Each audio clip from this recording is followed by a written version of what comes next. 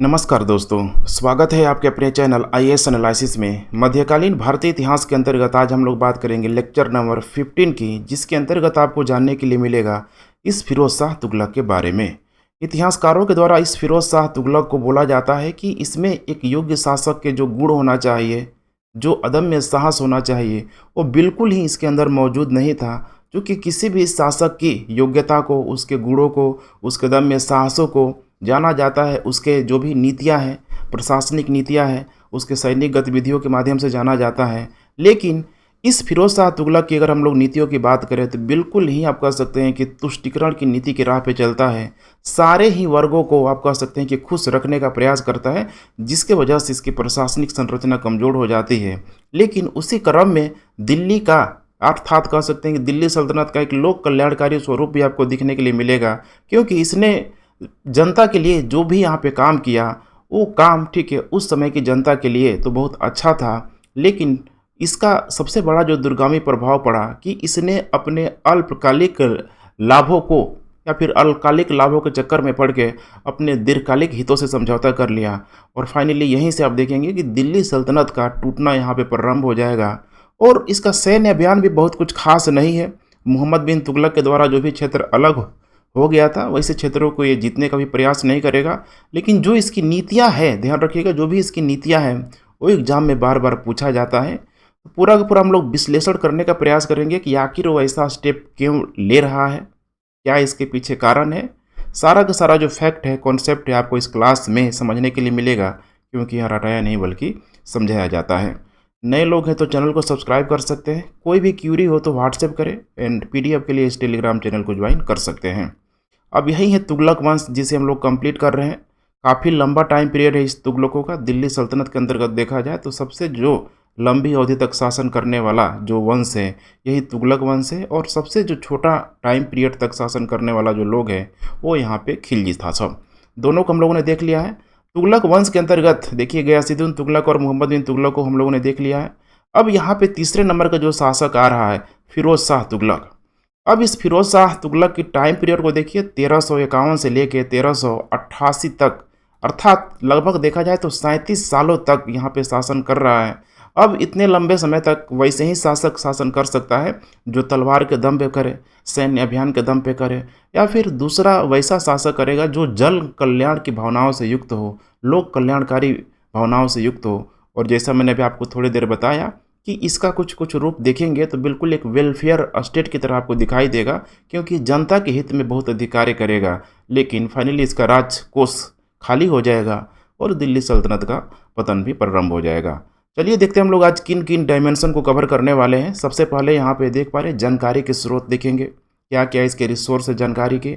इसका इतिहास as a background के तौर पे कैसे कैसे ठीक है दिल्ली सल्तनत की गद्दी तक पहुँचा, कैसे इसका राज्यारोहण हुआ। उसके बाद से सबसे इम्पोर्टेंट इसकी समस्याएं क्या क्या थी, क्योंकि आपको समझना है कि मोहम्मद बिन तुगलक के बाद से फिरोज शाह तुगलक ही गद्दी पे बैठ रहा है। और मोहम्मद बिन तुगलक की जो नीतियां थी, उसकी नीतियों ने पूरी तरीके से जनता को असंतुष्ट कर दिया था। तो अब इसके लिए बहुत बड़ा जो चैलेंज था, आप कह सकते हैं कि मोहम्मद बिन तुगलक की जो समस्या है, इसको बिल्कुल ही उपहार के तौर पर मिला। कैसे उन समस्याओं से निपटेगा, और इसी के साथ हम लोग इसके राजत्व सिद्धांत को भी देखेंगे। अर्थात इसका जो राजत्व सिद्धांत होगा बिल्कुल शरीयत के अनुसार चलने वाला, इस प्रकार का टाइप का ठीक है मनीष टाइप का ये शासक होगा। इसके बाद से विभिन्न वर्गों के प्रति ये किस प्रकार से तुष्टीकरण की नीति को अपनाएगा, खासकर इसकी नीतियों को ही हम लोग देखेंगे। और इसका जो प्रशासनिक जो सुधार होगा बहुत अधिक कॉम्प्लेक्स नहीं होगा, बहुत अधिक जटिल नहीं होगा, बहुत अधिक कठोर नहीं होगा, एकदम ढीला ढाला आप कह सकते हैं। उसके बाद से इसका लोक कल्याणकारी कार्य, जनता के हितों के लिए, अलग अलग वर्गों को संतुष्ट करने के लिए क्या क्या ये कार्य करेगा, सब देखेंगे। फाइनली देखे पा रहे हैं यहाँ पे सांस्कृतिक उपलब्धि है, जो भी इसकी सांस्कृतिक जो उपलब्धि अलग अलग क्षेत्रों में, शिक्षा हो गया, साहित्य होगा, कला हो गया, सारे चीज़ों को।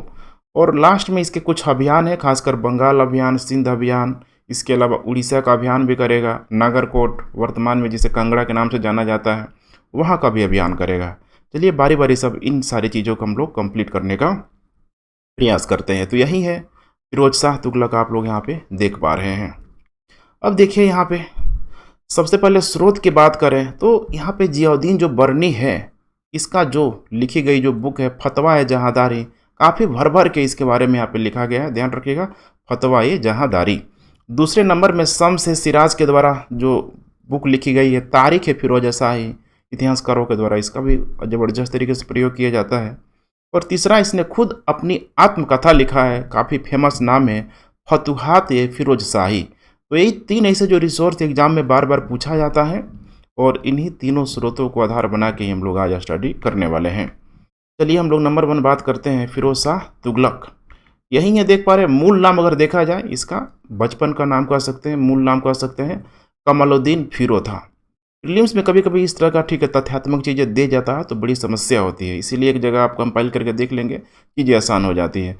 मूल नाम कमालुद्दीन फिरोज है यहाँ पे, और पिता का नाम इसका रजब है। माना जाता है कि जब 7 वर्ष जब का ये उम्र का था, 7 वर्ष की आयु का था, तभी इसके पिता की यहाँ पे मृत्यु हो गई।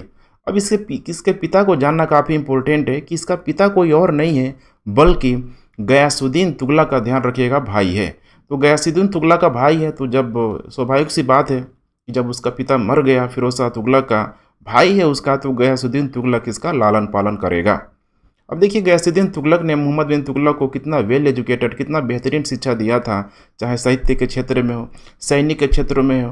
तो इसका प्रभाव तो इस पर पड़ेगा ही पड़ेगा, क्योंकि लालन जो पालन कर रहा है कोई और नहीं कर रहा है बल्कि ये गयासुद्दीन तुगलक ही कर रहा है। माता का जो नाम था इसकी बीबी, ठीक है, जैला अबूहर थी। एक हिंदू माता की कोख से ये उत्पन्न हुआ था, पैदा हुआ था, और ये कोई और नहीं था। देखिए राजा जो रणमल की जो पुत्री है, वर्तमान में पाकिस्तान का जो क्षेत्र है, ठीक है, वहीं का उस समय एक छोटा शासक हुआ करता था, उसी की जो पुत्री है बीबी जैला अबूहर। तो यहीं से आप समझ सकते हैं कि एक हिंदू माता के गर्भ से उत्पन्न हुआ पुत्र ये फिरोज शाह तुगलक है। तो इसके लिए चीज़ें इतनी आसान नहीं होगी। स्वाभाविक सी बात है कि सारे वर्गों को, सारे चीज़ों को लेके यहाँ पे इसको साथ में लेके चलना, इसके लिए बहुत बड़ा समझिए कि उस समय चैलेंज हुआ करता था।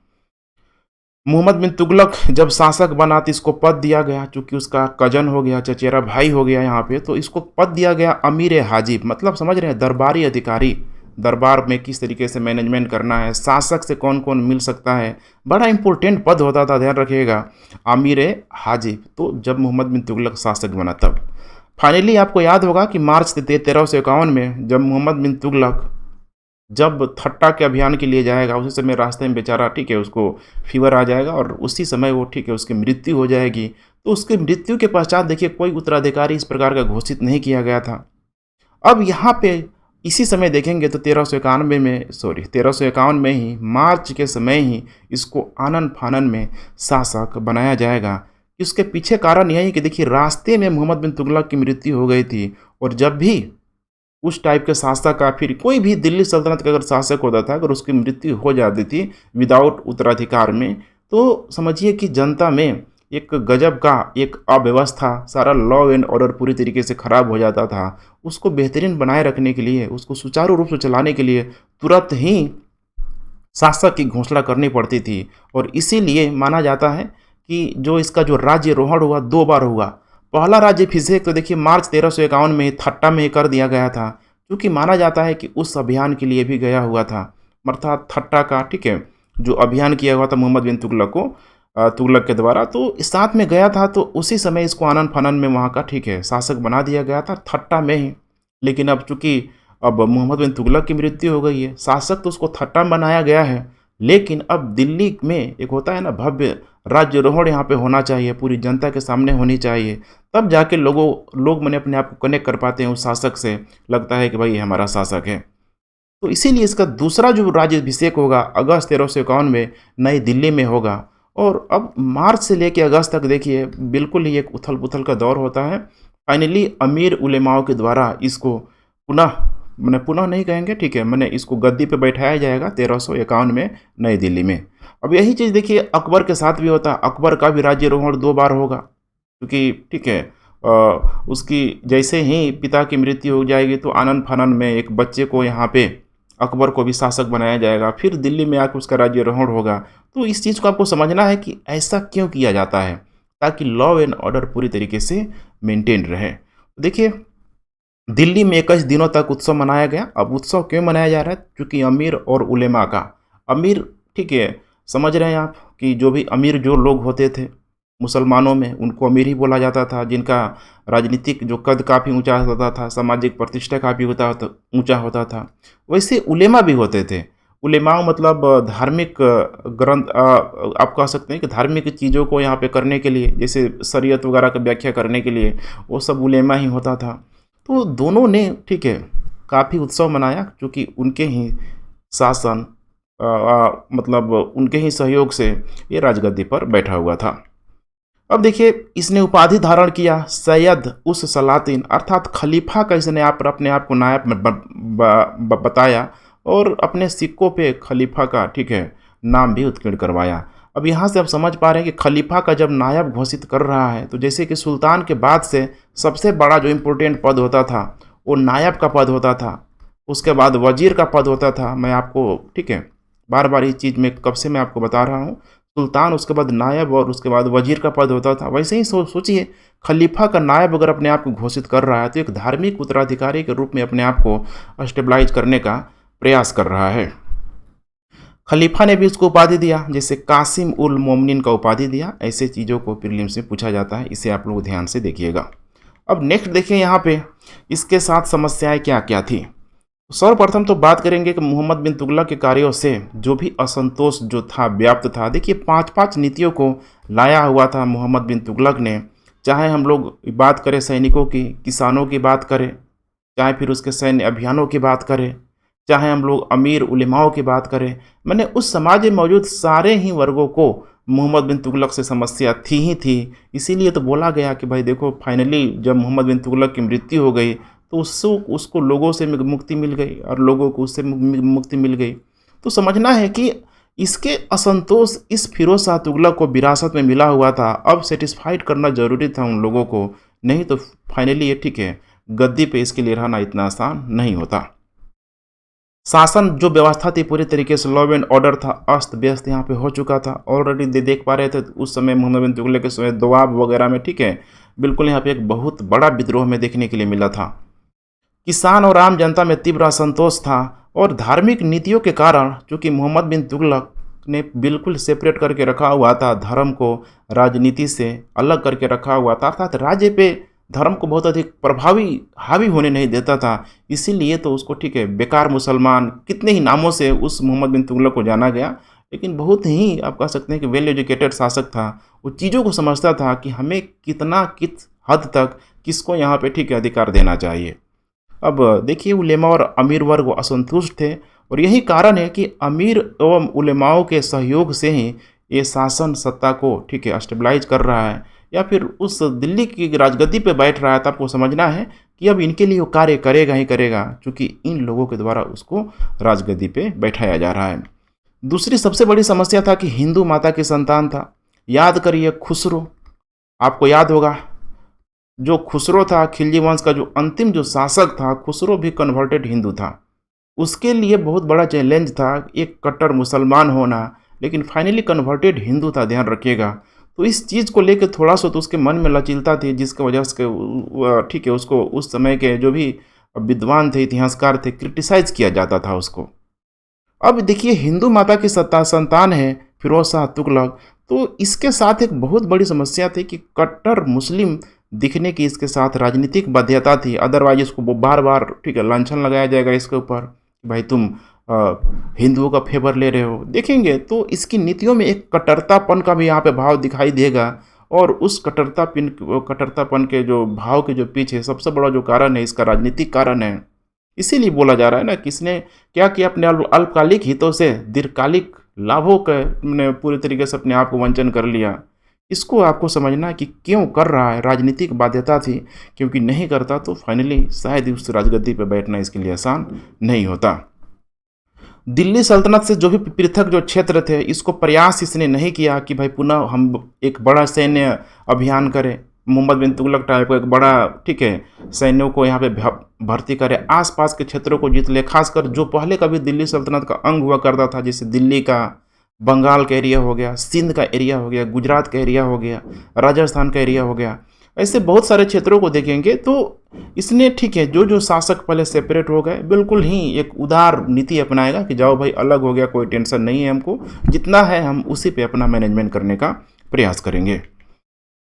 अब देखिए इसका राजत्व सिद्धांत क्या था, अब बिल्कुल आपको समझ में आ रहा होगा। धर्म से प्रभावित था, अमीर और उलेमाओं के सहयोग से राजगद्दी पे बैठा है। शरीयत के अनुसार, ध्यान रखिएगा, शरीयत के अनुसार ये अपना राज्यारोहण करेगा, अर्थात अपनी राजकीय जो व्यवस्था है इस शरीयत के अनुसार चलाने का प्रयास करेगा। खलीफा की प्रधानता को स्वीकार करेगा और राजनीति और धर्म का ऐसा माना जाता है कि पहला ऐसा शासक होगा दिल्ली सल्तनत का जो एकीकरण कर देगा उलेमाओं और अमीरों को संतुष्ट करने के लिए।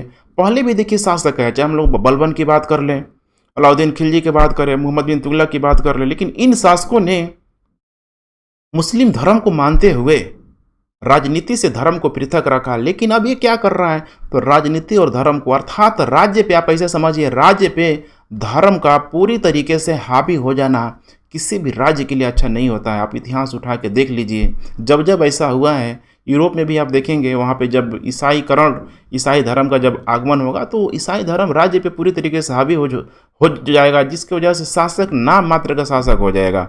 हर उसकी नीतियों पे देखेंगे तो उसी धर्म का प्रभाव होता हुआ दिखाई देगा, जैसे कि इस फिरोज शाह तुगलक के समय आपको दिखाई देगा। तो राजनीति और धर्म का इसने, ठीक है, एकीकरण कर दिया उलेमा और अमीरों को, ठीक है।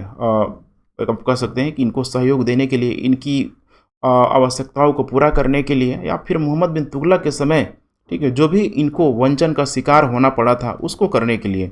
इसीलिए माना जाता है कि इसने विभिन्न वर्गों के प्रति तुष्टिकरण की नीति को अपनाया और लोक कल्याणकारी का कार्य भी किया, क्योंकि इस तुष्टिकरण की नीति में आपको समझना है कि अगर लोगों के फायदा दे रहा है, समझिए इस चीज़ को, एक बहुसंख्यक, आप कह सकते हैं कि बहुसंख्यक हो गया चाहे अल्पसंख्यक हो गया, इसको आम जनता मान लीजिए आप, ठीक है, अगर आम जनता को अगर ये फायदा दे रहा है तो कुछ न कुछ कार्य कर रहा होगा।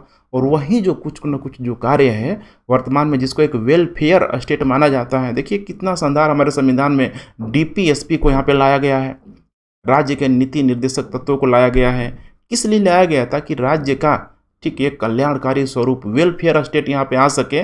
यही चीज़ आपको यहाँ पे दिखाई देगा, अर्थात कई मामलों में इसको एक उदारवादी स्वरूप के नाम से जाना जाता है। लेकिन यहाँ पे जब ये इस टाइप का काम कर रहा है, शरीयत के अनुसार जब चलाने का कार्य कर रहा है, तो कहीं न कहीं इसके अंदर, ठीक है, एक मुस्लिम कट्टरतापन का भी भाव आ रहा है। इसीलिए अलग अलग नाम, कभी कट्टर, कभी उदारवादी, कभी निरंकुश, इस टाइप के नामों से इसको जाना जाता है। तो हर एक चीज़ को आपको समझने चलता है, ठीक है, मैंने समझने चल रहा है ताकि चीज़ों को आप सोच पाए, समझ पाए। रटने की बहुत अधिक यहाँ पे आपको ज़रूरत नहीं पड़ेगी। अब देखिए क्या कर रहा है, विभिन्न वर्गों के प्रति ये तुष्टिकरण की नीति कैसे अपना रहा है। जैसे अमीरों के साथ क्या कर रहा है, तो इनका वेतन, ठीक है, फिक्स कर दिया। जो भी इनकी जागीरें थी, जो पहले कभी अलाउद्दीन खिलजी के द्वारा कहीं भी छीन लिया गया था, मोहम्मद बिन तुगलक ने बहुत हद तक इनके खिलाफ, ठीक है, बहुत अधिक लचीलता की नीति नहीं अपनाई थी, तो इनकी वेतन, जागीर और उनके पद को वंशानुगत बना दिया। अब सोच पा रहे हैं वंशानुगत का मतलब क्या है, कि बिल्कुल यहाँ पे आपको दिखाई देगा कि अब वो योग्य है नहीं है, डजेंट मैटर। उस अपने राजकीय सभा को चलाने के लिए, जहाँ पे एक बहुत बड़ा जो अमीर वर्ग भी होता था, उसमें योग्य है, मतलब योग्यता से समझौता कर लिया। सोचिए इतना बड़ा स्टेप ले लिया और उनके पद को वंशानुगत बना दिया, कोई टेंशन नहीं है। अब उनकी परंपरा यहाँ पे, ठीक है, आपको चलती हुई दिखाई देगी। उस तरह की व्यवस्था सोच सकते हैं आप, लंबे समय तक चल नहीं सकती है। उलेमा वर्ग के साथ क्या किया इसने, तो देखिए राज्य के शरीयत के अनुसार चलाने का प्रयास किया कि चलो भाई अब राज्य के शरीयत, अब इस शरीयत का व्याख्या कौन करेगा, सोचिए उलेमा वर्ग करेगा। अब जो भी व्याख्या कर देगा उस चीज़ को फिरोज शाह तुगलक को यहाँ पे मानना होगा। और इसने इन लोगों को बहुत अधिक धार्मिक अनुदान देना शुरू कर दिया उनके कहे पे, क्योंकि शरीयत की व्याख्या है। शरीयत जो कर था, जैसे कि ध्यान रखिएगा, जजिया, जक़ात हो गया, खम्स, खराज, देखेंगे आगे चल के इन चारों चीज़ों को बहुत ही विस्तार से हम लोग जानेंगे आगे कर व्यवस्था में। शरीयत कर के रूप में देखिए जजिया ब्राह्मणों पर भी इसने लगा दिया, जक़ात था, खम्स था, खराज था, आगे आपको टेंशन नहीं लेना है, बहुत विस्तार से मैं चारों चीज़ों को आपको बताऊंगा। गैर शरीयत कर को जो भी था इसने पूरी तरीके से यहाँ पे इसको हटा दिया।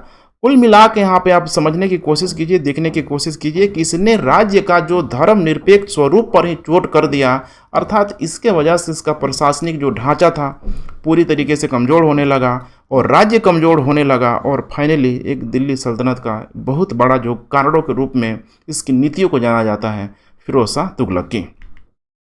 देखिए सैनिक वर्ग के साथ क्या किया, तो सैनिक पद को यहाँ पे वंशानुगत बना दिया। क्योंकि आपको याद होगा मोहम्मद बिन तुगलक के समय जो सैनिक जो अव्यवस्था का जो दौर चल रहा था कि कितने बड़े सैनिकों को उसने भर्ती किया, फाइनली उनको ठीक है हटा दिया। तो समस्या तो थी ही सैनिक वर्ग में, सैनिकों का पद वंशानुगत कर दिया कि चलो भाई अब कोई दिक्कत नहीं है, अब योग्य है नहीं है। सैनिकों के लिए एक होता है ना बाहुबल, आप कह सकते हैं फिजिकली फिट होना जरूरी होता है, कोई बाध्यता नहीं है, सैनिक पद यहाँ पे वंशानुगत कर दिया।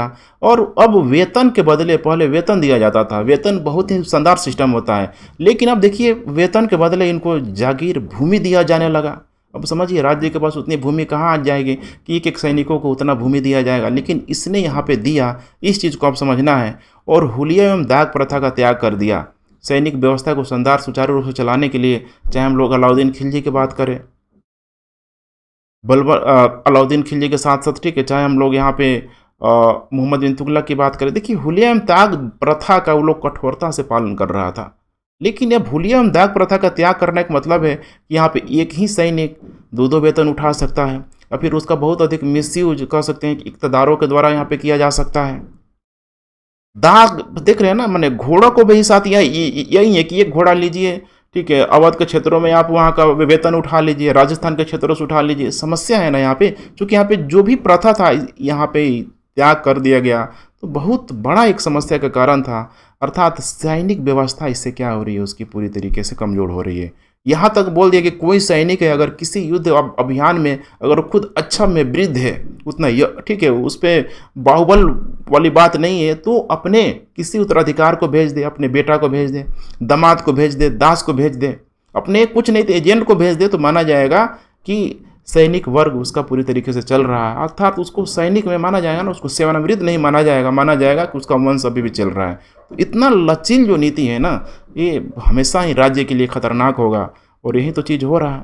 खम्स में देखिए 4/5 भाग, 80% जो भाग है, बोला कि जो भी सैनिक लोग लूटेगा 80% भाग अपने में सबको बांटना होगा, अपने में बांट लेगा सब। 20% ही यहाँ पे राज्य रखेगा। अलाउद्दीन खिलजी का जस्ट उल्टा कर दिया। अलाउद्दीन खिलजी ने क्या बोला था कि 80% तुमको राज्य को देना है, 20% तुमको अपने में बांटना है। लेकिन देखिए इसका कितना लचील नीति है, सैनिकों को खुश करने के लिए और भ्रष्टाचार के लिए स्वयं प्रेरित किया।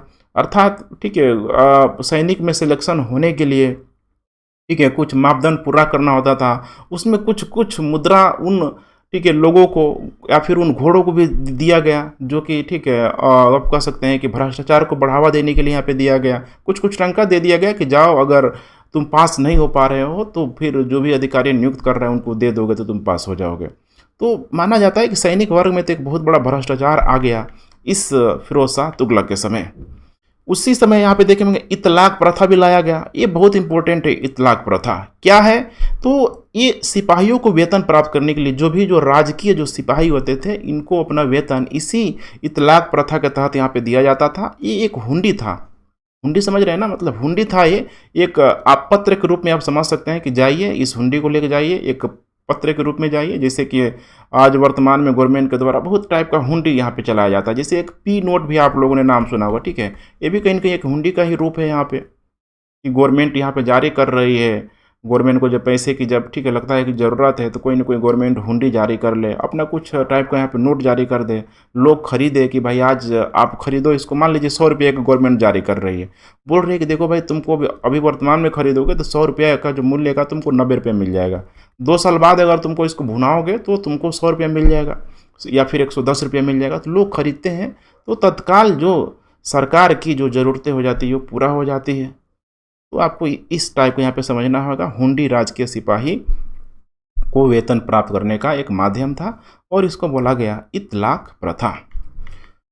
अब देखिए नेक्स्ट है यहाँ पे कृषक वर्ग। कृषक वर्ग में भी ठीक है जो भी बकाया जो ऋण था सब उसने जलवा दिया, ऋणों को माफ कर दिया। जो सोंधर ऋण जो कहा जाता था उस समय, सोंधर ऋण तकावी ऋण भी बोला जाता था, सबको यहाँ पे इसने माफ करवा दिया। राजकोष इससे देखिए खाली होता चला गया, क्योंकि इतना बड़ा लोड होगा, समस्या आएगी कि नहीं आएगी अब खुद सोच के देखिए। जब भी इस तरह का ठीक है चीज़ होता है तो एक बहुत बड़ा विवादास्पद यहाँ पे मुद्दा बन जाता है। जैसे वर्तमान भारत को अगर ध्यान में रख के चलेंगे तो कांग्रेस गवर्नमेंट के द्वारा किसानों का कर्जा ठीक है माफ़ किया गया, बहुत अधिक यहाँ पे क्रिटिसाइज भी झेलना पड़ा, लेकिन कांग्रेस यहाँ पे किया लोक कल्याणकारी भावनाओं से युक्त होकर किया, क्योंकि दूसरी तरफ बैंकों में बहुत अधिक फ्रॉड होता है, वहाँ से भी देखिए, ठीक है। तो बहुत सारे यहाँ फैक्टर होते हैं। फाइनली देखिए राजकोष को क्या होता है, इससे नुकसान होता है, राजकोषीय घाटा बढ़ने लगता है। और शरीयत के अनुसार सिर्फ 4 करों को यहाँ पे रखा गया। अब वो 4 कर है, जैसे पहला है खिराज कर। ध्यान से देखिएगा, यहाँ से प्रश्न बनता है। खिराज कर अर्थात गैर मुस्लिमों से लिया जाने वाला कर था, अर्थात उपज का जो भी 1/3 जो भाग था, यहाँ पे एक बिल्कुल कन्फ्यूजन पालना नहीं है।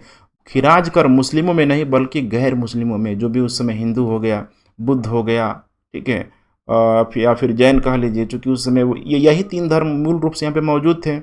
तो उपज का 1/3 भाग इनको देना होता था। नंबर 2 है यहाँ पे जकात कर, अर्थात जकात कर धनी मुस्लिमों की संपत्ति पे लगता था, गरीब नहीं, धनी मुस्लिमों की संपत्ति पे 2.5%, एक बहुत छोटा सा अमाउंट के रूप में आप इसे समझ सकते हैं। उसके बाद से यहाँ पे तीसरा है खम्स कर, इसको खुम्स कर भी बोला जाता है। ये लूट पाट वाला वही जो कर था। लूट का देखिए 80% अभी जैसे मैंने बताया आपको सेना के लिए, और 20% यहाँ पे राज्य को दिया जाता था। अब इससे क्या होगा, तो भाई अब कोई डिसिप्लिन तो है नहीं इन सेनाओं में। जैसे अलाउद्दीन खिलजी ने सेना के नियंत्रण करने के लिए अनुशासन पे बहुत अधिक बल दिया था कि कहीं भी तुम अभियान के लिए जा रहे हो, आम लोगों को यहाँ पे नुकसान नहीं पहुँचाना, ये नहीं कि लूट पार करके आम लोगों को खुद ही कर जाओ।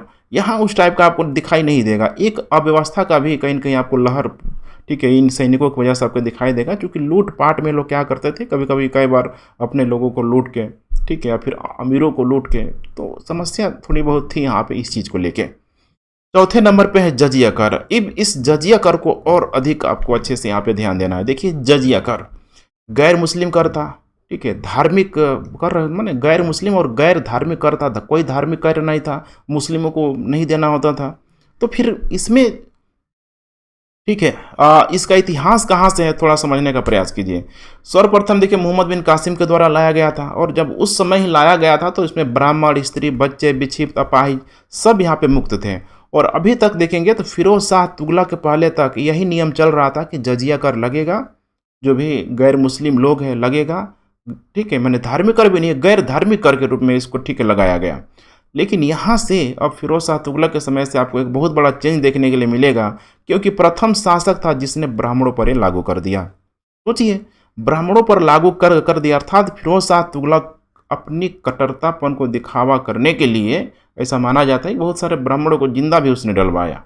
इसमें नो डाउट इतिहासकारों के द्वारा बहुत सारी बुक में इस तरह की बातों को यहाँ पे लिखा गया है, क्योंकि ठीक है मजबूरी थी, अपनी राजनीतिक हितों से परिचालित हो रहा था, वो भी समस्या थी। आगे यही चल के औरंगजेब में भी आपको देखेंगे, तो उसके साथ भी कुछ न कुछ राजनीतिक हितों की यहाँ पे बाध्यता थी। समझना इस चीज़ को, ठीक है, उस समय के सिचुएशन को, उस समय के सिनारियो को आपको ध्यान में रख के चलना होगा, तब जाके आपको बेहतरीन तरीके से समझ में आएगा। तो प्रथम शासक था जिसने ब्राह्मणों पर जजिया कर लागू कर दिया। अब इसका इतिहास यही नहीं रुकेगा, आगे चल के अकबर ने इसको समाप्त किया। देखिए अकबर ने समाप्त किया और औरंगजेब ने इस जजिया कर को पुनः लगा दिया। अब आगे चल के देखेंगे औरंगजेब की मृत्यु के पश्चात एक और शासक आएगा मुगल काल का, फारुखशहर, ये आएगा तो उस जजिया कर को समाप्त कर देगा। पुनः समस्या हो गई तो उस जजिया कर को पुनः लगा देगा। अंतिम रूप से आपको ध्यान रखना है कि मोहम्मद शाह ने अब इस जजिया कर को परमानेंटली बंद कर दिया। तो ये है जजिया का पूरा इतिहास, कहाँ से लाया गया और कहाँ इसको ख़त्म किया गया। उम्मीद है इतना आपको क्लियर हो गया होगा। यहाँ से देखिएगा बार बार पूछा जाता है किसने लगाया किसने हटाया, इस चीज़ को आपको गौर करना पड़ेगा। अब देखिए नेक्स्ट यहाँ पे दास वर्ग। दास वर्ग को, ठीक है, इसने बहुत ही अधिक आप कह सकते हैं कि एक वो ख्याति प्राप्त करने के लिए अपनी तुष्टिकरण की नीति के तहत दासों को भी ध्यान दिया, क्योंकि दास बहुत बड़ी संख्या में उस समय, ठीक है, खरीद फरोख्त उनकी बिक्री की जाती थी, ठीक है, आयात निर्यात किया जाता था। तो उन दासों की सिंपैथी पाने के लिए देखिए महत्वपूर्ण पद और उनको वेतन देना शुरू कर दिया। उसके लिए बाकायदा एक डिपार्टमेंट बनवाया, आगे हम लोग देखेंगे अभी, दीवान बंदगान के नाम से। दरबार में भी इससे गुटबंदी को बढ़ावा मिला, क्योंकि उन दासों को तुम वेतन दे रहे हो, यहाँ तक कि उन दासों को अपने, ठीक है, दरबार तक लेके आ गया। तो सोचिए उस सभा में मौजूद जो भी लोग हैं, अमीर है, उलेमा लोग हैं, ठीक है, जो भी आप कह सकते हैं कि जो बड़े बड़े लोग हैं, कभी भी उस दासों को अपने समकक्ष खड़ा होने के लिए वो लोग तैयार नहीं होगा। इसीलिए दरबार में गुटबंदी को भी बढ़ावा मिला। राजकोष पर इससे बोझ भी यहाँ पे बढ़ता गया, क्योंकि यहाँ पे रेगुलर वेतन दे रहा है। परोपकारी यहाँ पे कदम था, लेकिन यही परोपकारी जो कदम था आगे चल के इसके लिए अभिशाप साबित हुआ। लोक कल्याणी कार्य के युक्त तो हुआ ये, क्योंकि एक बहुत बड़ी जिनकी संख्या दासों की थी, देखिए वो अधिकार तो दिया, लेकिन राजकोष पर बोझ पड़ रहा है, और राजकोष पर बोझ बढ़ने से कोई भी व्यवस्था लंबे समय तक कंटिन्यू यथावत रूप में नहीं चल सकती है। कोई भी गवर्नमेंट यही चाहती है कि भाई सारे लोगों का कल्याण हो, लेकिन क्या वो राजकोष को ध्यान में रख के ही किसी भी नीतियों को यहाँ पे निर्माण किया जाता है? इस चीज़ को समझना होगा। अदरवाइज कोई भी गवर्नमेंट आएगी अपना राजकोष ठीक है खाली कर देगी, तो फिर गवर्नमेंट ही उसको कभी पूछने नहीं जाएगी, समस्या होगी ही होगी। यही चीज़ यहाँ पे हुआ। अपने पैर पे बेचारा ये फिरोज शाह तुगलक कुल्हाड़ी मारते हुए आपको नजर आएगा। क्यों? अल्पकालिक हितों से, अपना दीर्घकालिक लाभों से इसने समझौता कर लिया। अब देखिए फिरोज शाह तुगलक के प्रशासनिक सुधार। अब ये प्रशासनिक सुधार में अब वही चीज़ है, कोई नया चीज़ नहीं है। यहाँ पे थोड़ा सा आप लोग यहाँ पे ध्यान देना होगा। देख पा रहे हैं कोई बड़ा एरिया नहीं है, इसी एरिया में बेचारा वो सिमट के रह जाएगा फिरोज शाह तुगलक। देखिए यहाँ पे नंबर 1 है, देखिए सस्ती लोकप्रियता को अर्जित करना होता है ना, मतलब सस्ती लोकप्रियता। आपको कुछ करंट में कुछ ठीक है इससे संबंधित चीज़ें याद आ रही होगी। सस्ती लोकप्रियता को अर्जित करना अर्थात जितना जल्दी हो सके, इंस्टेंट हो सके, ठीक है, सारे ही वर्गों के हितों को पूरा करके, ठीक है, एक लोकप्रियता को ग्रहण करो। बाद में कुछ हो भाई हमें नहीं पता, बाढ़ में जाए, कुछ इसी टाइप का ये करने का प्रयास कर रहा है। देखिए चाहे हम लोग अमीरों की बात करें, उलेमा वर्ग की बात करें, सैनिक हो गया, कृषक हो गया, ठीक है, दास हो गया, इन सबको तो हमने देख लिया कि इन लोगों के प्रति किस प्रकार से तुष्टिकरण की नीति को अपनाते हुए अपना जो भी प्रशासनिक सुधार के माध्यम से भी उसका समझ सकते हैं, सब कंप्लीट कर लिया। अब छठे नंबर पे आ रहा है देखिए न्यायिक सुधार। न्यायिक सुधार में भी देखिए कितना शानदार तरीके से गयासुद्दीन तुगलक ने पुराने कानूनों को एक संहिताबद्ध करवाने का प्रयास किया, उन कानूनों का अनुसार चलने का प्रयास किया था। ये सब देखिए उसका बेड़ा गर्क कर देगा। दंड विधान की कठोरता को ठीक है समाप्त कर देगा, बिल्कुल एक उदार नीति यहाँ पे लाने का प्रयास करेगा, और न्याय के लिए काजी और मुफ्ती का यहाँ पे चयन करेगा कि भाई यही लोग यहाँ पे देंगे। और इसमें हिंदुओं को कठोर यहाँ पे दंड देना जारी किया गया, लेकिन मुसलमानों के लिए इसमें हर हाल में शरीयत के अनुसार यहाँ पे मुसलमानों को बहुत अधिक प्रायोरिटी दिया गया। उसी प्रकार से यहाँ पे इसका आर्थिक सुधार भी होगा। नवीन राजस्व बंदोबस्त लाएगा। ध्यान से देखते चलना, यहाँ से प्रश्न बनता है। राज्य की आमदनी का जो प्रमाणिक जो ब्यौरा होता है ना, उसका लेखा जोखा करने के लिए ये ख्वाजा हिसामुद्दीन को रखा कि भाई क्या क्या आ रहा है, कि कहाँ कहाँ से कितना रेवेन्यू जनरेट हो रहा है, सबका एक रजिस्टर मेंटेन करने के लिए, डेटा इकट्ठा करने के लिए यहाँ पे इसको रखा गया। खालसा भूमि का राजस्व आप देखेंगे यहाँ पे तो उस समय 6.7 करोड़ टंका ठीक है यहाँ पे रखा गया। टंका नहीं है, टंका होता है, ठीक है। इसके बाद से भू राजस्व का यहाँ पे निर्धारण भी किया गया। उसमें ठीक है उपज का जो बंटवारा यहाँ पे किया गया, तो भू राजस्व का निर्धारण ठीक है उपज के बंटवारे के आधार पर यहाँ पे किया जाता था उस समय। कृषि इसके साथ साथ सुधार किया। देखिए क्या कर रहा है, नहरों का निर्माण किया। नहरों का बहुत अधिक जो निर्माण करवाने वाले शासकों में से एक इसको फिरोज शाह तुगलक ही माना जाता है। लगभग 11 नहरों का निर्माण करवाया, जिसने 5 बड़ी बड़ी नहरें हैं, खासकर दिल्ली के आसपास, हरियाणा हो गया, पंजाब के क्षेत्रों में। देखिए दिल्ली हरियाणा के बीच में। इसके अलावा गेहूं और गन्ने की खेती को इसने प्रचलित करवाया तेज़ी से, क्योंकि गेहूं देखिए आज भी वर्तमान में हरियाणा हो गया, पंजाब में होता है, बड़ी मात्रा में होता है। गन्ना हो गया उत्तर प्रदेश के क्षेत्रों में, ठीक है, काफ़ी बड़े मात्रा में यहाँ पर प्रोडक्शन होता है। इसके साथ साथ रेवेन्यू बढ़ाने के लिए 1200 बागों का भी इसने निर्माण करवाया। और उन बागों में देखिए फलों का, ये बहुत इंपॉर्टेंट है, फलों को बढ़ावा देने के लिए 1200 बागों का निर्माण करवाया। इससे उसकी रेवेन्यू बढ़ गई, आमदनी बढ़ गई। माना जाता है कि इससे आमदनी 1.8 लाख टन का यहाँ पे इसका बढ़ गया। कर सुधार भी करेगा। केवल 4 कर यहाँ पे देखिए लगाया, ठीक है, जजिया, जकात, खम्स और खराज। चूँकि इसके पहले और भी अलग अलग टाइप के छोटे मोटे जो कर लगते थे, जैसे कराई कर, घरी कर, ठीक है, 23 करों को देखिए इसने समाप्त कर दिया कि भाई ये सब बेकार का कर है, हम इसको हटा रहे हैं। महज 4 कर ही अब आम लोगों को यहाँ पे देना पड़ेगा। अतिरिक्त सिंचाई कर के रूप में इसने हक के सिर्फ लगाया। बहुत ही इंपॉर्टेंट है, ध्यान रखिएगा, बार बार एग्जाम में पूछा जा रहा है। हक के सिर्फ ये प्रोडक्शन का जो भी उपज होता था उसका 10वां भाग होता था, अर्थात ठीक है 10% होता था। औद्योगिक सुधार के रूप में इसने 36 कारखाना स्थापित करवाया। मौद्रिक सुधार में देखिए इसने 6 जीतल का ससगणित सिक्का भी चलवाया। अब ये बहुत 6 जीतल का ससगणित सिक्का, अर्थात जो गलती किया हुआ था मोहम्मद बिन तुगलक ने कि जैसे तैसे चांदी के सिक्के को रूप में, ठीक है, तांबे के सिक्के का यहाँ पे वैल्यू उसको दिया गया सीधे रिदम ने, उसमें कोई अधिक डिजाइनिंग नहीं था, कोई सिक्योरिटी फीचर्स नहीं था, उस चीज़ को इसने बाकायदा इंप्रूव किया। 6 जीतल का संस्गनी सिक्का चलवाया और 2 नए सिक्के भी चलवाया आम लोगों के लिए, छोटे सिक्के जिसको बोला जाता है, इसको अद्दा और बिक बोला जाता है। ये भी बहुत इंपॉर्टेंट है, ध्यान रखिएगा। अद्दा और बिक 2 नए सिक्कों को चलाने का श्रेय इस फिरोज शाह तुगलक को जाता है। सिक्कों पर अपने पुत्र, प्रिय पुत्र इसका फतह खां का भी नाम लिखवाया, लेकिन बेचारा फतह खां आगे देखेंगे, ठीक है, इसकी भी असमय मृत्यु हो जाएगी, बेचारा टूट जाएगा। शहरीकरण को इसने बढ़ावा दिया। शहरीकरण के तहत देख पा रहे हैं यहाँ पे, ठीक है, शहरीकरण मतलब व्यापार है। यहाँ पे व्यापार से वर्तमान में चीज़ों को आपको समझने की जरूरत है। जैसे वर्तमान में जो भी बड़ा बड़ा जो शहर अगर बढ़ रहा है तो उसके पीछे एक बहुत बड़ा कारण है व्यापारिक हित, कल कारखाना, कुछ वही चीज़ आपको देखने के लिए मिलेगा। जैसे हिसार हो गया, ठीक है, इसके अलावा फिरोजा हो गया, जौनपुर हो गया, फिरोजाबाद हो गया, सब दिल्ली के आसपास देखेंगे तो आज भी ये क्षेत्र, ठीक है, काफ़ी प्रसिद्ध हैं। इनको, ठीक है, बसाने का जो श्रेय है उसी फिरोज शाह तुगलक को जाता है। उसके बाद लोक कल्याणकारी कार्य है इसने, ठीक है, इसको यही लगता था कि देखो अल्लाह ने, ईश्वर ने अगर हमको चुन के भेजा हुआ है तो हमारा एक बहुत बड़ा मकसद होना चाहिए और वो मकसद जनता की भलाई के लिए यहाँ पे होना चाहिए। और इसी के तहत वो देखिए जनता की भलाई के लिए ही यहाँ पे बहुत अधिक कार्य करेगा। जैसे कि नंबर 1 है दास विभाग की स्थापना करेगा। नए विभाग के रूप में देखिए, इसको मैंने पहले बताया था, दीवाने बंदगान। देखिए फंक्शन कैसे करता था। ये भर्ती और निरीक्षण के लिए इसके अलग से कुछ अधिकारी होते थे, उन अधिकारियों को बोला जाता था अर्ज बंदगान, माने ये जांच करते थे कि वाकई में कोई दास है कि नहीं है। यहाँ पे दासों का जो दीवान भी होता था जिसको बोला था चाऊ सगोरी, ध्यान रखिएगा, चाऊ सगोरी। गोरे गुलाम का भी अधिकारी होता था जी, ठीक है, जिसको बुलाता था नायब चाउस, ठीक है, गैरिय, मैंने गैरिय मतलब आप गोरे से कोरिलेट कर सकते हैं। और दासों की संख्या इस समय माना जाता है, देखिए 1 लाख लगभग 80,000 के आसपास इसके समय दासों की संख्या थी। सोचिए इनको वेतन देना क्या इतना आसान होगा? खुद सोच के आप देखिए, समस्या तो आएगा अगर राजकोष पे यहाँ पे, ठीक है, व्यय बढ़ेगा। वेतन उस समय 10 से इनको 100 टंका दिया जाता था दासों की योग्यता पे, और निर्यात पर इसने प्रतिबंध लगा दिया कि भाई दासों का भारत से यहाँ पे निर्यात नहीं होगा।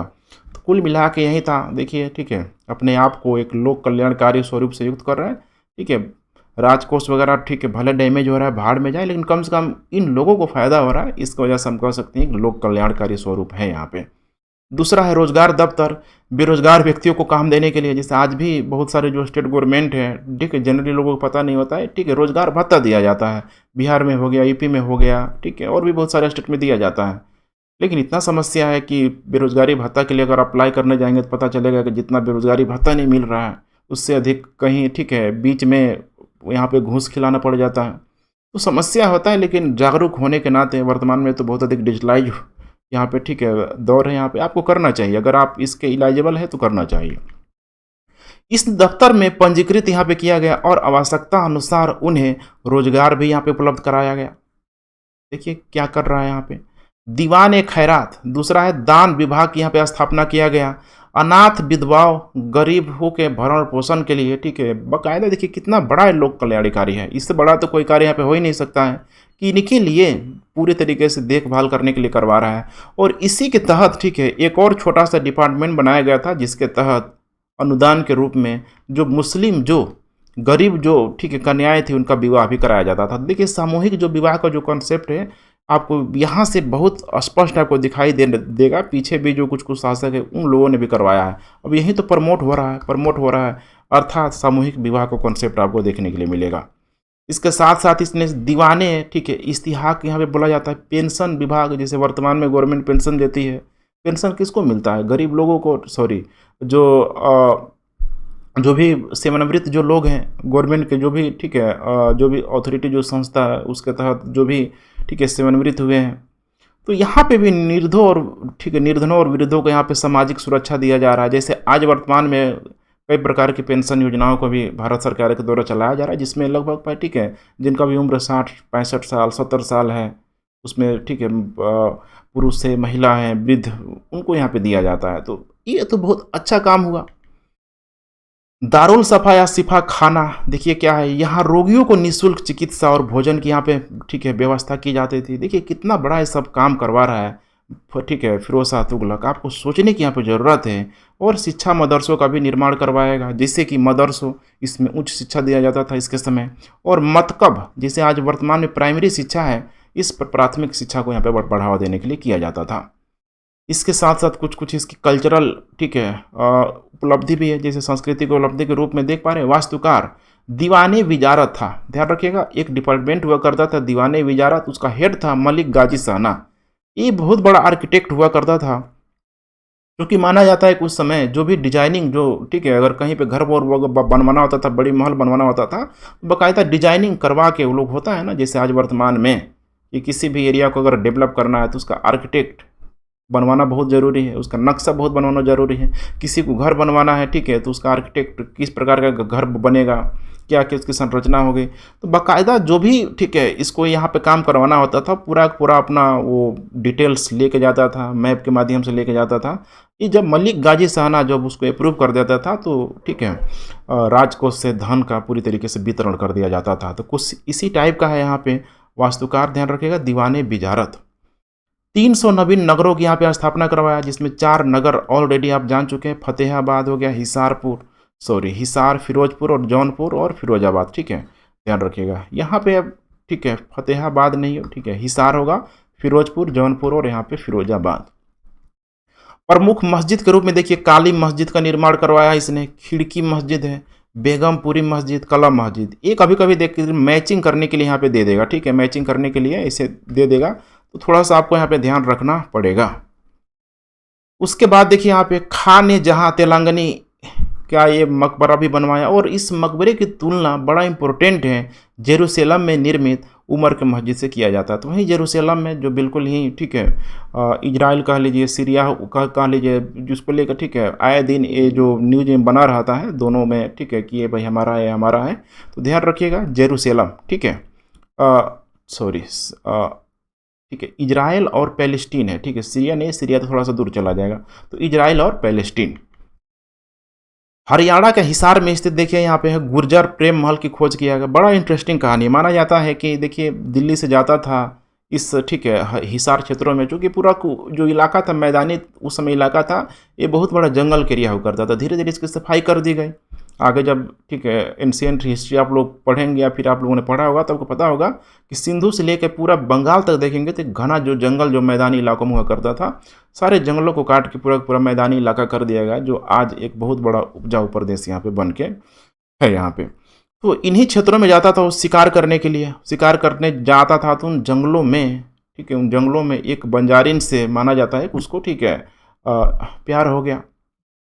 अब उससे शादी का प्रस्ताव रखा तो उस बंजारी ने बोला कि नहीं भाई, हम शादी, ठीक है, यहाँ नहीं कर सकते हैं, मैंने शादी करेंगे तो हमारे घर पे बूढ़े माता पिता लोग हैं, फिर इनको समस्या हो जाएगा। तो फाइनली उसने क्या किया कि अपनी, ठीक है, प्रेम भावनाओं को जाहिर करने के लिए इसी गुर्जरी प्रेम महल का उसी हिसार में, यही है देखिए, इस जगह का यहाँ पे निर्माण करा दिया गया। माना गया कि 2 दिनों में इसका निर्माण करवा दिया, 2 दिनों में था, ठीक है, प्यार में सब चीज़ हो जाता है। 2 दिनों में इसका, ठीक है, निर्माण करवाया। बीच में, ठीक है, माना जाता है कि एक मस्जिद का भी निर्माण करवाया, यहाँ पे दिख नहीं रहा, शायद आप लोग यहाँ पे देख लीजिए, ठीक है, तो इसने करवाया। तो इतना आपको यहाँ पे ध्यान रखना है। गुर्जरी महल की खोज किया, प्रीलिम्स वगैरह में पूछा जा सकता है। दिल्ली में इसके अलावा फिरोज शाह कोटला, ठीक है, दुर्ग का भी इसने निर्माण करवाया। अब ये नेक्स्ट देखिए, राज्य के खर्चे पर इसने हज यात्रा भी करवाया बहुत भारी मात्रा में, जो कि देखिए आज भी इतना आसान नहीं होता है, गवर्नमेंट सब्सिडी देती है, फ्री में नहीं करवाती है। तो ये देखिए फ्री में करवा रहा है हज यात्रा। हज यात्रा उस समय ध्यान रखिएगा, ठीक है, वहीं खंबात की खाड़ी गुजरात के क्षेत्रों से नाव चलता था और फिर वो ले जाता था उनको सऊदी अरब के क्षेत्रों में ले जाता था। पर्दा प्रथा और मजार पर महिलाओं को जाने पर इस समय रोक लगा दिया गया। ध्यान रखिएगा, शरीयत के अनुसार जो भी नियम कानून था सारी चीज़ों को बंद कर दिया गया, आपको रटने की जरूरत नहीं होगी। कबरुद्दीन औलिया के मकबरे में देखिए इसने सजावट पर विशेष बल दिया, क्योंकि धार्मिक आस्था का भी केंद्र था। पुराने भवनों की मरम्मत करा, जैसे बड़ा फेमस है दिल्ली का कुतुब मीनार। कुतुब मीनार का देखिए इसी के समय ये जो 4th फ्लोर था पूरा पूरा, देखिए ये हो गया 1 2 3, और ये था पूरा पूरा 4th फ्लोर था यहाँ तक, ठीक है, 4th फ्लोर तक। इसी के समय 4th फ्लोर डैमेज हो गया, जिसको तोड़वा के इसने, ठीक है, 4th फ्लोर को 2 भागों में बंटवा दिया। तो ये करवाने वाला जो देखिए अब ये हो गया 4th और ये हो गया 5, ये करवाने वाला, ठीक है, ये यही होगा फिरोज शाह तुगलक। शमसी तालाब का भी निर्माण करवाएगा। इसके अलावा अलाई दरवाज़ा का भी, सॉरी, निर्माण नहीं करवाएगा, मैंने उसका पुनरुद्धार करा है, ठीक है, जो भी टूटा फूटा, जो भी डैमेज जो पार्ट है उसको रिपेयरिंग करवा रहा है। इल्तुतमिश का, ठीक है, मदरसा या फिर यहाँ पे जहाँ पनाह था, जो भी इल्तुतमिश ने मदरसा का स्थापना करवाया था जहाँ पनाह का, उसका सब मरम्मत भी करवाएगा। नेक्स्ट है यहाँ पे देखिए, इसी अपनी, ठीक है, सांस्कृतिक उपलब्धियों के तहत इसको एक बहुत बड़े उपलब्धि के रूप में जाना जाता है कि अशोक ने 2 स्तंभों को दिल्ली में भी स्थापित किया और धार्मिक नीतियों से प्रभावित होकर ये सब कर रहा है, ध्यान रखिएगा आप, ठीक है। एक तो वो था यहाँ पे खिजराबाद, ठीक है, जो टोपरा गांव से यहाँ पे उसको लाया गया। देखिए उतना बड़ा जो स्तंभ था यहाँ पे, एक सिम्बोलाइज दृष्टिकोण से आप देख सकते हैं, इतने बड़े बड़े स्तंभों को मैंने उसको खंडों खंडों में बंटवा के ले आया। तो ध्यान रखिएगा, खिजराबाद टोपरा गांव से लाया और दूसरा बड़ा फेमस है मेरठ से लाया, ठीक है। सब यहाँ पे ला के, ठीक है, अपने नामों को भी उसमें उत्कीर्ण करवाना शामिल करवा दिया। मैंने पूरे इतिहास में समझिए कि उसका बार बार नाम लिया जाएगा कि इसके में, ठीक है, ये जो भी अभिलेख है इसमें उसका भी नाम है। ईडियर और एल्फिंस्टन ने इसको सल्तनत युग का अकबर कहा। क्यों कहा रहा, आप समझने की ज़रूरत है, क्योंकि उसकी जो भी नीति थे, इस नीतियों से या फिर कुछ कुछ धार्मिक सहिष्णुता की भावना से प्रभावित होकर बोलने का प्रयास कर रहा है। विल्यम हेक ने इसको राज्य का अपहरणकर्ता कहा। क्यों कहा, तो ये भी एक अलग उसका, ठीक है, दृष्टिकोण है। देखिए राज्य का अपहरणकर्ता हमने क्या किया, राज्य का राजकोषीय खजाना पूरी तरीके से खत्म कर दिया, डैमेज कर दिया। बर्नी बोल रहा है कि पहला सच्चा मुसलमान था, चूंकि इसने मुस्लिमों के लिए बहुत अधिक कार्य किया, और यही बर्नी मोहम्मद बिन तुगलक को शैतान बोलता था। तो समझते चलना है। अब कुल मिला के यहीं पे, ठीक है, मध्यकाल में इसको कल्याणकारी शासक के रूप में समझ सकते हैं, उदारवादी, निरंकुश, कट्टर शासक के रूप में समझ सकते हैं। मैंने अलग अलग इतिहासकारों के द्वारा इसका अलग अलग क्रिटिसाइज किया जाता है, लेकिन फाइनली आपको एक मध्यम मार्गी, एक न्यूट्रल एनालिसिस करने का प्रयास कर रहा है कि फाइनली ये भी, ठीक है, एक हिंदू माता का ही यहाँ पे संतान था। तो इसके लिए एक बाध्यता थी, बहुत बड़ी बाध्यता थी कि एक कट्टरता की भावना को लेकर दिखाना, और ये चीज़ थोड़ा बहुत उसके नीति, ठीक है, नीतियों में यहाँ पे दिखाई देता है। अब देखिए नहरों का भी निर्माण करवाएगा। विस्तृत वर्णन जो है नहरों का निर्माण को लेकर सर हिंदी की जो पुस्तक है तारीख है मुबारक शाही में यहाँ पे दिखाई देगा। 5 नहरों का निर्माण कराएगा, जिसमें 2 नहर बहुत इंपॉर्टेंट है। पहला नहर है, देखिए यहाँ पे उलूखानी नहर, यमुना नदी से हिसार नदी तक। अब देखिए जो भारत का एरिया है ना, इधर जो हरियाणा है, इधर पंजाब है, मानसून पूरी तरीके से पहुंच नहीं पाता है, चाहे खंबात की खाड़ी वाला ब्रांच बोले, चाहे जो उत्तर पश्चिम वाला जो मानसून है, यहाँ तक आते अपना दम तोड़ देती है। तो ये वाले इलाके में देखिए बहुत ही अधिक जरूरी होता है सिंचाई के साधन को लेके यहाँ पे करवाना। तो चूँकि पंजाब वगैरह में, ठीक है, बड़ी बड़ी नदियाँ भी है, तो वहाँ से नहर निकालना भी काफ़ी आसान होता है। तो यमुना नदी से हिसार तक देखिए 150 मील लंबी उलूखानी नहर, ठीक है, इसने निकलवाया। दूसरा भी बहुत फेमस है रजवाही नहर, सतलज से घग्गर तक 96, ठीक है, मील लंबी। तीसरा है सिरमौन की पहाड़ियों से हांसी तक, हांसी वही वर्तमान में, ठीक है, जो इलाका है, ठीक है, हिसार वाला ही इलाका है। घग्गर से फिरोजाबाद तक चौथे नंबर पे, 5वें नंबर पे यहाँ पे, ठीक है, घग्गर से फिरोजाबाद यहाँ पे, ठीक है, फिरोजाबाद में यहाँ पे, वहीं आपको यहाँ पे समझना है। तो 5 नहरों को इसने निकाला हुआ है। ये जो 5 नहर में आपको 5 को ध्यान नहीं देना, लेकिन ये दोनों को विशेष तौर पे आपको ध्यान देना है।